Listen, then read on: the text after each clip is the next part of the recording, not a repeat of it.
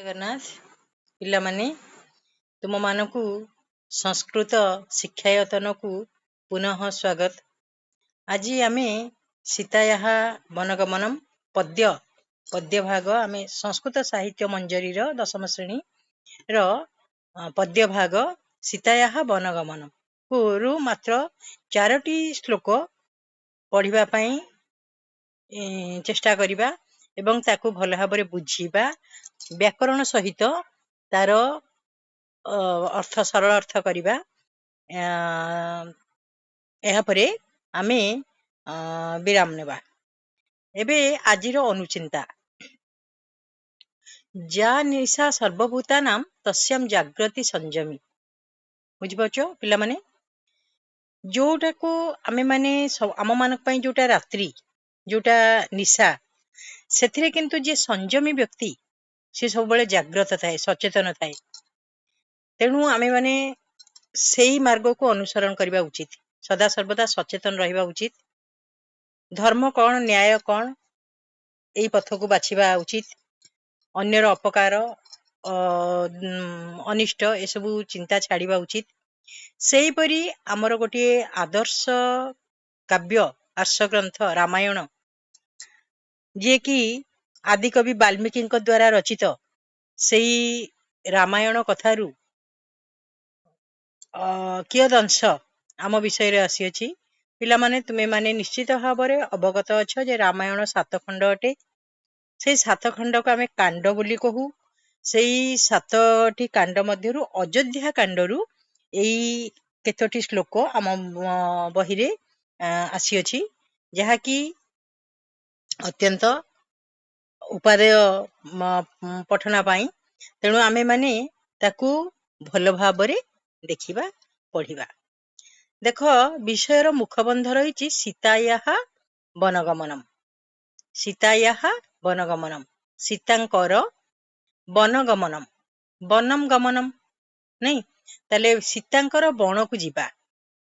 आमे माने पिला माने जानी छे जे जेते बळे रामचंद्र 14 वर्ष वनवास आदेश पाइथिले तांकर पितांक ठारू सेते बळे माता सीता एवं अनुज लक्ष्मण तांक सहित 14 वर्ष वनवास जाइथिले एक कथा हमें आगुरु पढ़ीचे जानीचे सबुथर समस्त शुणुचे एवं सब फिल्म चलचित्र प्रभुतिर देखुचे सब कथा हमें जानीचे।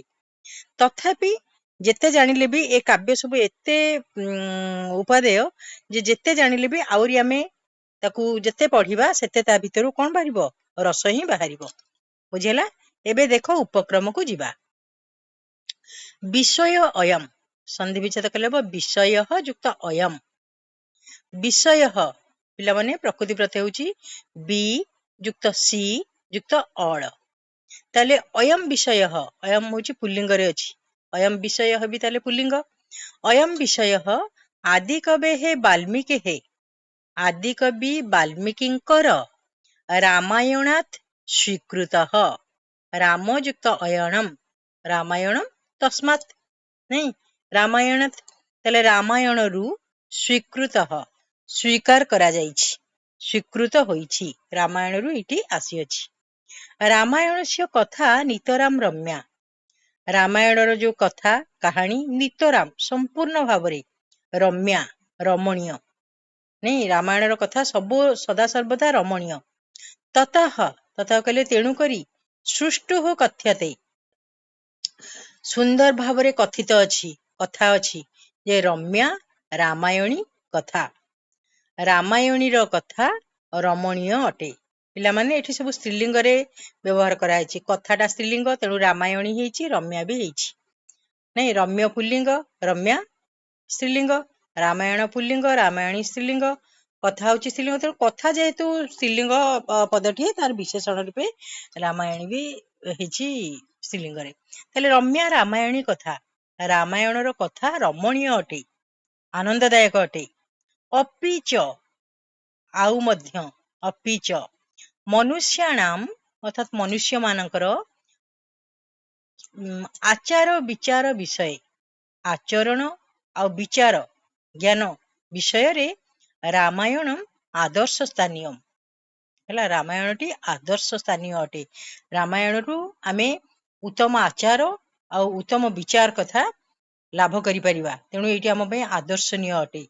ରାମସ୍ତୁ ମର୍ଯ୍ୟାଦାବାନ ଆଦର୍ଶ ପୁରୁଷ। ରାମସ୍ତୁ ସନ୍ଧି ବିଚ୍ଛେଦ କରିବା। ରାମ ଯୁକ୍ତ ତୁ। ତୁ କହିଲେ ନିଶ୍ଚିତ ଭାବରେ ରାମଚନ୍ଦ୍ର ହଉଛନ୍ତି ଜଣେ ମର୍ଯ୍ୟାଦାବାନ ଆଉ ଆଦର୍ଶ ପୁରୁଷ। ବୁଝିଲା? ତେଣୁ ତାଙ୍କର ଯୋଉ ଚରିତ୍ରରୁ ଆମର ଅନେକ କଥା ଶିଖିବାର ଅଛି। ବୁଝିଲା? ଏବେ ବିଷୟକୁ ପ୍ରବେଶ କରିବା ପୂର୍ବରୁ ତାର ମୁଖବନ୍ଧ କିଛି ଦେଖିବା। କୈକେୟ୍ୟା ସତ୍ୟପାସେନ ବଦ୍ଧଃ ଦଶରଥଃ ରାମଂ ବନାୟ ପ୍ରେଷିତବାନ। ରାମାୟଣ କଥା ପିଲାମାନେ ଜାଣିଛ। କୈକେୟୀଙ୍କର ସତ୍ୟପାଶରେ ବାନ୍ଧି ହୋଇ ଦଶରଥଃ ରାମଂ ବନାୟ ପ୍ରେଷିତବାନ। ରାଜା ଦଶରଥ ରାମଚନ୍ଦ୍ରଙ୍କୁ ବନକୁ ପ୍ରେଷିତବାନ ପଠାଇଥିଲେ। ବୁଝିଲା? କୈକେୟୀ ପୂର୍ବରୁ 2ଟି ବର ଦଶରଥଙ୍କ ଠାରୁ ଲାଭ କରିଥିଲେ। ସେଇ 2ଟି ବରକୁ ସେ ରାମଚନ୍ଦ୍ରଙ୍କର ରାଜ୍ୟାଭିଷେକ ପୂର୍ବ ଦିନ ହିଁ ସେ ତାଙ୍କର ଯୋଉ ଦାସୀ ମନ୍ଥରାର କୂଟଚକ୍ରାନ୍ତ ଫଳରେ କୈକେୟୀ ସେଇ 2ଟି ବରକୁ ଦଶରଥଙ୍କୁ ମାଗିଥିଲେ। ଯେହେତୁ ଦଶରଥ ଆଗରୁ ସତ୍ୟବଦ୍ଧ ଥିଲେ, ତେଣୁ ସେ ଏଇ 2ଟି ବରକୁ ଦେବା ପାଇଁ ବାଧ୍ୟ ହୋଇଥିଲେ, କାରଣ ସେ ସତ୍ୟରେ ବାନ୍ଧି ହୋଇଥିଲେ। କୈକେୟୀ ପ୍ରଥମ ବରରେ ମାଗିଥିଲେ ଯେ ତାଙ୍କର ପୁତ୍ର ଭରତ ଯୁବରାଜ ପଦରେ ଅଭିଷିକ୍ତ ହେବେ ଏବଂ ଦ୍ୱିତୀୟ ବରଟି ହେଲା ରାମଚନ୍ଦ୍ର 14 ବର୍ଷ ବନବାସ ଯିବେ। ହେଲା?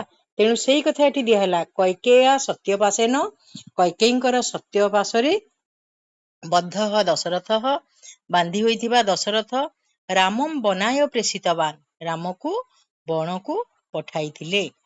ସୀତା ଅପି ସୀତା ଯୁକ୍ତ ଅପି ସୀତା ମଧ୍ୟ ପତ୍ୟା ରାମେଣ ସହ ବନମ୍ ଗନ୍ତୁମ୍ ଐଚ୍ଛତ୍। ହେଲା? ସୀତା ଥିଲେ ଜଣେ ପତିବ୍ରତା ନାରୀ। ତେଣୁ ସ୍ୱାମୀଙ୍କର ପଦାନୁସରଣ କରିବା ତାଙ୍କର ଥିଲା କଣ ଗୋଟେ ନୀତି ବା ନିୟମ। ତେଣୁ ସିଏ ମଧ୍ୟ ପତିଙ୍କ ସହିତ ସହଯୋଗୀ ତୃତୀୟ ବ୍ୟକ୍ତି ବନମ୍ ଗନ୍ତୁମ୍ ଐଚ୍ଛତ୍ ବଣକୁ ଯିବା ପାଇଁ ଇଚ୍ଛା କରିଥିଲେ।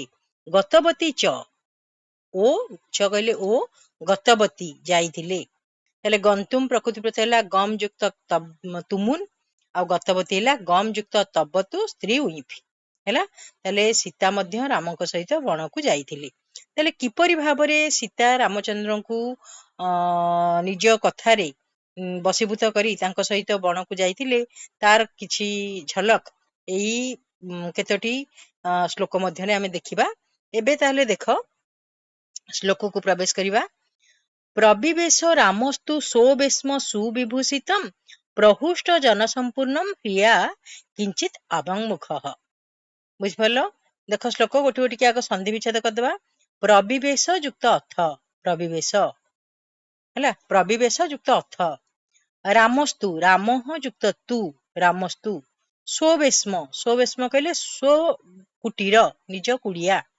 ସୁବିଭୂଷିତମ୍ ସୁନ୍ଦର ଭାବରେ ସଜା ଯାଇଥିବା। ପ୍ରହୁଷ୍ଟ ଜନସମ୍ପୂର୍ଣ୍ଣମ୍ ଆନନ୍ଦିତ ହେଉଥିବା ଲୋକମାନଙ୍କ ଦ୍ୱାରା ପରିପୂର୍ଣ୍ଣ। ପ୍ରିୟା ମାନେ ଲଜ୍ଜାରେ। କିଞ୍ଚିତ୍ ଆବାଂମୁଖଃ ସନ୍ଧି ବିଚ୍ଛେଦ କରିଦେବା। କିଞ୍ଚିତ୍ ଯୁକ୍ତ ଆବାଂମୁଖଃ। ବୁଝି ହଉଛି? ତାହେଲେ ପ୍ରବିବେଶ ଅଥ ମାନେ ଏହା ପରେ। କାରଣ ଏଇ ଯୋଉ ଆମେ ପଢୁଛେ, ଯୋଉ ପଦ୍ୟଟି ପଢୁଛେ, ଏ ପଦ୍ୟ ପୂର୍ବରୁ ଆହୁରି ଅନେକ ଶ୍ଲୋକ ଅଛି, ଏହା ପରେ ମଧ୍ୟ ଶ୍ଲୋକ ଗୁଡିକ ଅଛି। ତେଣୁ ପ୍ରଥମେ ଆରମ୍ଭ କରାଗଲା ଅଥ ମାନେ ଏହା ପରେ। ଅର୍ଥାତ୍ ଯେତେବେଳେ ରାମଚନ୍ଦ୍ରଙ୍କୁ ମିଳିଲା ବଣକୁ ଯିବାର ଯୋଉ କଥା, ସେଇଠି ପରେ ଏହା ପରେ ପ୍ରବିବେଶ ରାମସ୍ତୁ ପ୍ରବେଶ କଲେ। ତୁ କହିଲେ ନିଶ୍ଚିତ ଭାବରେ ରାମଚନ୍ଦ୍ର। ସ୍ୱବେଶ୍ମ କହିଲେ ନିଜ କୁଟୀର ଭିତରକୁ, ନିଜ କୁଡିଆ ଭିତରକୁ, ନିଜ ପ୍ରକୋଷ୍ଠ ମଧ୍ୟକୁ। ସୁବିଭୂଷିତମ୍ ଯୋଉଠିକି ସୁନ୍ଦର ଭାବରେ ସଜା ଯାଇଥିଲା। ଆଉ ପ୍ରହୁଷ୍ଟ ଜନସମ୍ପୂର୍ଣ୍ଣମ୍ ଆନନ୍ଦିତ ହେଉଥିବା ଲୋକମାନଙ୍କ ଦ୍ୱାରା ପରିପୂର୍ଣ୍ଣ ଥିଲା। ପ୍ରହୁଷ୍ଟ ଜନେ ହିଁ ସମ୍ପୂର୍ଣ୍ଣମ୍। ହେଲା? ତାହେଲେ ପ୍ରହୁଷ୍ଟ ଜନମାନଙ୍କ ଦ୍ୱାରା ଆନନ୍ଦିତ ହେଉଥିବା ଲୋକମାନଙ୍କ ଦ୍ୱାରା ପରିପୂର୍ଣ୍ଣ ଥିଲା। ରାମଚନ୍ଦ୍ର କିପରି ପ୍ରବେଶ କଲେ? ପ୍ରିୟା ମାନେ ଲଜ୍ଜାରେ। କିଞ୍ଚିତ୍ ଆବାଂମୁଖଃ କିଞ୍ଚିତ୍ କହିଲେ କିଛି ମାତ୍ରାରେ, ଆବାଂମୁଖଃ ମାନେ ତଳମୁହାଁ ହୋଇ। ପିଲାମାନେ ଏଇ ଯୋଉ ଶ୍ଲୋକ ଗୁଡିକ ଆମର ଅଛି ସଂସ୍କୃତରେ ଏହା ସାଧାରଣତଃ ଏପଟ ସେପଟ ହେଇକି ଲେଖା ହେଇଛି। ଆମେ ତାକୁ ଯଦି ଅନ୍ୱୟ କରିକି ପଢିବା ମାନେ ସଜେଇକିରି ପଢିବା ତାର ଉତ୍ତରଟା ତାର ଓଡିଆ ଅର୍ଥଟା ଆମେ ଶୀଘ୍ର ପାଇଯିବା। ଆମେ ତାକୁ ଯଦି ଅନ୍ୱୟ କରିବା ତାହେଲେ ଏହିପରି ହବ। ଅଥ ରାମଃ, ଅଥ କହିଲେ ତାହେଲେ ଅନ୍ୱୟ ହଉଛି ଅଥ ରାମଃ କ୍ରିୟା କିଞ୍ଚିତ୍ ଆବାଙ୍ଗୁଖଃ ସନ୍ ତୁ ପ୍ରହୁଷ୍ଟ ଜନସମ୍ପୂର୍ଣ୍ଣମ୍ ସୁବିଭୂଷିତମ୍ ସୋବେଶ୍ମ ପ୍ରବିବେଶ।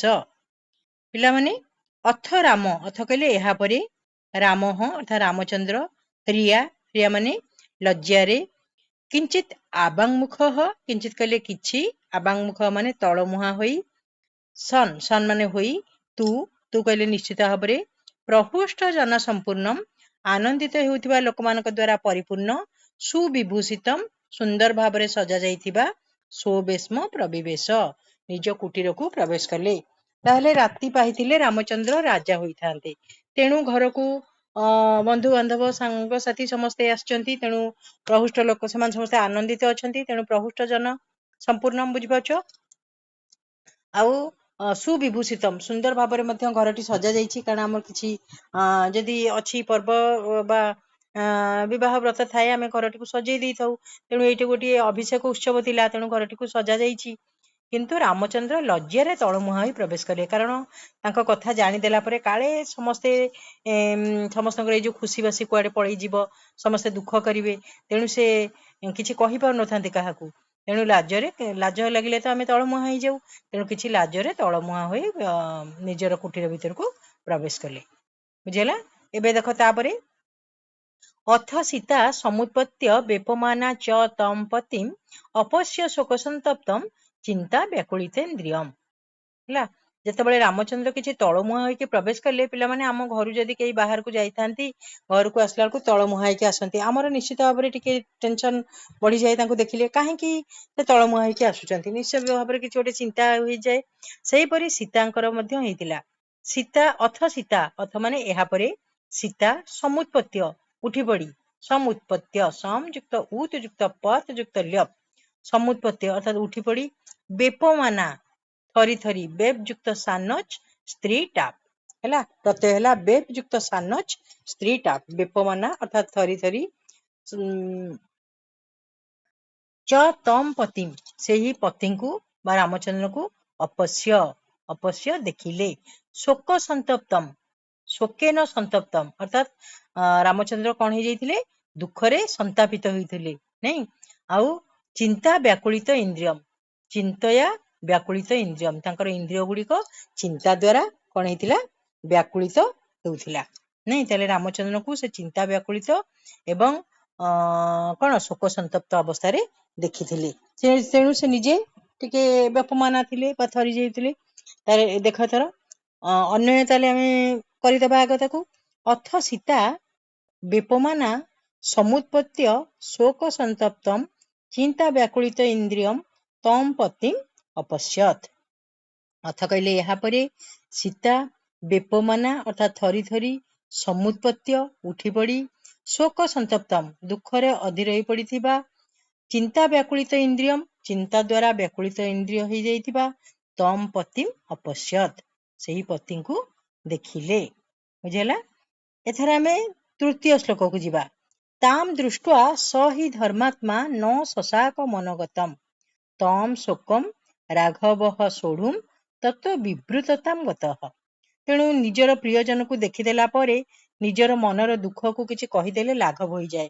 ତେଣୁ ରାମଚନ୍ଦ୍ର ଯେତେବେଳେ ତାଙ୍କୁ ଦେଖିଲେ ଅର୍ଥାତ୍ ସୀତାଙ୍କୁ, ତାମ୍, ତାମ୍ ମାନେ ସୀତାଙ୍କୁ, ସା ତେ ତା ତାମ୍, ତେଣୁ ସ୍ତ୍ରୀଲିଙ୍ଗରେ ଅଛି, ତାମ୍ କହିଲେ ସୀତାଙ୍କୁ, ଦୃଷ୍ଟ୍ୱା ଦୃଶ୍ଯୁକ୍ତ ତ୍ୱା, ଦୃଷ୍ଟ୍ୱା ସ ହି ଧର୍ମାତ୍ମା ସେଇ ଧର୍ମାତ୍ମା ଅର୍ଥାତ୍ ରାମଚନ୍ଦ୍ର, ନ ଶଶାକ ମନୋଗତମ୍ ମନଗତ କଥାକୁ, ନ ଶଶାକ ସହିପାରିଲେ ନାହିଁ, ମନର କଥାକୁ କହିଦେବାକୁ ଚାହିଁଲେ। ତେଣୁ ତମ୍ ଶୋକମ୍ ସେହି ଦୁଃଖକୁ, ରାଘବଃ ସୋଢୁମ୍ ରାଘବ ଅର୍ଥାତ୍ ରାମଚନ୍ଦ୍ର, ରଘୋଃ ଅପତ୍ୟଂ ପୁମାନ୍ ରାଘବ, ସୋଢୁମ୍ ସହିଯିବା ପାଇଁ, ସହଯୁକ୍ତ ତୁମୁନ୍ ତତ୍ତ୍ୱ ବିବ୍ରତତାମ୍ ଗତଃ ସେହିଠାରେ ହିଁ ବର୍ଣ୍ଣନା କରିବାକୁ ଲାଗିଲେ। ଗତଃ ଗମ୍ ଯୁକ୍ତ ତ, ବୁଝିପାରିଲ। ତାହେଲେ ନିଜର ମନକୁ ଦୁଃଖକୁ କହିଦେଲେ କିଛି ଲାଘବ ହେଇଯାଏ, ତେଣୁ ରାମଚନ୍ଦ୍ର ନିଜର ମନ କଥାକୁ ସେହିଠାରେ ହିଁ କହିବା ପାଇଁ ଆରମ୍ଭ କଲେ। ଏବେ ଅନ୍ୟ ଦେଖିଦେବା। ସଧର୍ମାତ୍ମା ଅର୍ଥାତ୍ ସେଇ ଧର୍ମାତ୍ମା ରାମଚନ୍ଦ୍ର ରାଘବ ହି ଯେଣୁକରି ତାମ୍ ଦୃଷ୍ଟ୍ୱା ଅର୍ଥାତ୍ ସେଇ ସୀତାଙ୍କୁ ଦେଖି ମନଗତମ୍ ଶୋକମ୍ ମନରେ ଥିବା ଦୁଃଖକୁ ସୋଢୁମ୍ ନ ଶଶାକ ସହିବା ପାଇଁ ସକ୍ଷମ ହେଲେ ନାହିଁ। ତତଃ ବିବୃତତା ଗତଃ ତେଣୁକରି କହିବାକୁ ଆରମ୍ଭ କଲେ, ବର୍ଣ୍ଣନା କରିବାକୁ ଆରମ୍ଭ କଲେ। କଣ କହିଲେ? ଆଚ୍ଛା, ବିବର୍ଣ୍ଣ ବଦନମ୍ ଦୃଷ୍ଟ୍ୱା ତମ୍ ପ୍ରସ୍ୱୀର୍ଣ୍ଣ ମମର୍ଷଣମ୍ ଆହୋ ଦୁଃଖାଭିସନ୍ତପ୍ତା କିମିଦାନୀମ୍ ଇଦମ୍ ପ୍ରଭୋ। ତାହେଲେ ଆଉ ଥରେ ଦେଖିଦେବା ଶ୍ଲୋକଟାକୁ। ବିବର୍ଣ୍ଣ ବଦନମ୍ ଦୃଷ୍ଟ୍ୱା ତମ୍ ପ୍ରସ୍ୱୀର୍ଣ୍ଣ ମମର୍ଷଣମ୍ ଆହୋ ଦୁଃଖାଭିସନ୍ତପ୍ତା କିମିଦାନୀମ୍ ଇଦମ୍ ପ୍ରଭୋ। ରାମଚନ୍ଦ୍ର କହିବା ପୂର୍ବରୁ ସୀତା ତାଙ୍କର ଯୋଉ ମଳିନ ପଡିଥିବା ମୁହଁ, ବିବର୍ଣ୍ଣ ବଦନମ୍ ହେଲା, ବିବର୍ଣ୍ଣ ବଦନମ୍ ଦୃଷ୍ଟ୍ୱା, ଦୃଷ୍ଟା କଲେ ଦେଖି, ତମ୍ ମାନେ ତାଙ୍କୁ, ପ୍ରସ୍ୱୀର୍ଣ୍ଣ ମମର୍ଷଣମ୍ ପ୍ରସ୍ୱୀନମ୍ ଯୁକ୍ତ ଅମର୍ଷଣମ୍ ଅମର୍ଷଣ ଭାବରେ, ଅବିଶ୍ରାନ୍ତ ଭାବରେ ସ୍ୱେଦ ବା ଝାଳ ବହୁଥିବାର ଦେଖି, ଆହ କହିଲେ କହିଲେ, ଦୁଃଖାଭିସନ୍ତପ୍ତା ଦୁଃଖେନ ଅଭିସନ୍ତପ୍ତା ଦୁଃଖରେ ଅଧୀର ହୋଇ, କିମିଦାନୀମ୍ ଇଦମ୍ ପ୍ରଭୋ କିମ୍ ଯୁକ୍ତ ଇଦାନୀମ୍ ଯୁକ୍ତ ଇଦମ୍। କିମ୍ କହିଲେ କଣ, ଇଦାନୀମ୍ କହିଲେ ବର୍ତ୍ତମାନ, ଇଦମ୍ ମାନେ ଏହା। ପ୍ରଭୋ କହିଲେ ସମ୍ବୋଧନ, ହେ ପ୍ରଭୁ ବର୍ତ୍ତମାନ ଏହା କଣ ହେଲା। ତାହେଲେ ରାମଚନ୍ଦ୍ରଙ୍କର ମଳିନ ପଡି ଯାଇଥିବା ମୁହଁକୁ ଦେଖି ଏବଂ ଅବିଶ୍ରାନ୍ତ ଭାବରେ ଝାଳ ବହୁଥିବାର ଦେଖି, କାରଣ ଏଗୁଡିକ କେତେବେଳେ ବାହାରେ, ସବୁ ଦୁଃଖ ସମୟରେ ବା ଚିନ୍ତିତ ସମୟରେ, ନାଇଁ, ଏଇ ସବୁ ଲକ୍ଷଣକୁ ଦେଖି ଦୁଃଖାଭିସନ୍ତପ୍ତା ଦୁଃଖରେ ଅଧୀର ହୋଇ ସୀତା ପଚାରିଲେ ଯେ କିମ୍ ଇଦମ୍ ଇଦାନୀମ୍ ପ୍ରଭୋ, ହେ ପ୍ରଭୁ ବର୍ତ୍ତମାନ ଏହା କଣ। ତାହେଲେ ଆଗ ଅନ୍ୱୟ କର। ବିବର୍ଣ୍ଣ ବଦନମ୍ ଅର୍ଥାତ୍ ମଳିନ ପଡି ଯାଇଥିବା ମୁହଁ, ପ୍ରସ୍ୱୀର୍ଣ୍ଣ ମମର୍ଷଣମ୍ ଅର୍ଥାତ୍ ଅବିଶ୍ରାନ୍ତ ଭାବରେ ଝାଳକୁ, ତମ୍ ଦୃଷ୍ଟ୍ୱା ତାଙ୍କୁ ଦେଖି, ଦୁଃଖାଭିସନ୍ତପ୍ତା ଦୁଃଖେନ ଅଭିସନ୍ତପ୍ତା ତା ଦୁଃଖରେ ଅଧୀର ହୋଇ, ସୀତା ଆହ ସୀତା କହିଲେ, ପ୍ରଭୋ ହେ ପ୍ରଭୁ, ଇଦାନୀମ୍ ଇଦମ୍ କିମ୍ ବର୍ତ୍ତମାନ ଏହା କଣ। କାରଣ ବର୍ତ୍ତମାନ ତ ଅଭିଷେକର ସଜଡ଼ା ଚାଲିଛି, ଆପଣ ତ ଖୁସି ହବା କଥା, ତେଣୁ ଆପଣଙ୍କ ମୁହଁ କାହିଁ ଏପରି ମଳିନ ପଡିଯାଇଛି ଆଉ ଏପରି ବିଲକ୍ଷଣ କାହିଁ ଦେଖାଯାଉଛି। ଏହିପରି ଭାବରେ ସୀତା ରାମଚନ୍ଦ୍ରଙ୍କୁ ପଚାରିଲେ। ବୁଝିହେଲା ପିଲାମାନେ? ତାହେଲେ ଆଜି ଏଇ 4ଟି ଶ୍ଲୋକ ଥାଉ। ପୁଣି ପୁନର୍ବାର ଅନ୍ୟ ପିରିୟଡରେ, ଅନ୍ୟ କ୍ଲାସରେ ଆମେ ମାନେ କିଛି କିଛି ଶ୍ଲୋକ କରିକିରି ଆମେ ସମ୍ପୂର୍ଣ୍ଣ କରିବା, କାରଣ ଏହା ଗୋଟେ ଥରରେ ପଢେଇବା ସମ୍ପୂର୍ଣ୍ଣ ସହଜ କଥା ନୁହେଁ। ତୁମ ମନରେ ଏହା ସହଜରେ ବା ବସିପାରିବ ନାହିଁ, ତୁମେ ସହଜରେ ମନେ ରଖିପାରିବ ନାହିଁ, ତେଣୁ ଅଳ୍ପ ଅଳ୍ପ କରି ପଢେଇବା। ଆଜି ପାଇଁ ଏତିକି।